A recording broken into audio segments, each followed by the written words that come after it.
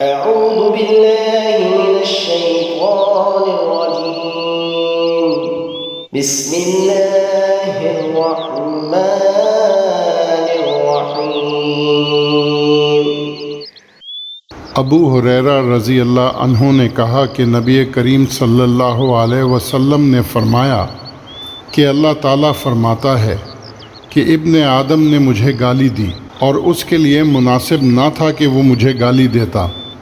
اس نے مجھے جھٹلایا اور اس کے لیے یہ بھی مناسب نہ تھا۔ اس کی گالی یہ ہے کہ وہ کہتا ہے میرا بیٹا ہے، اور اس کا جھٹلانا یہ ہے کہ وہ کہتا ہے کہ جس طرح اللہ نے مجھے پہلی بار پیدا کیا دوبارہ موت کے بعد وہ مجھے زندہ نہیں کر سکے گا۔ narrated Abu Huraira.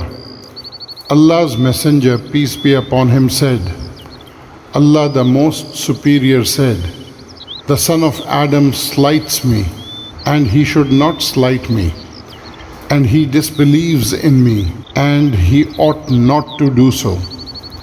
As for his slightening me, it is that he says that I have a son,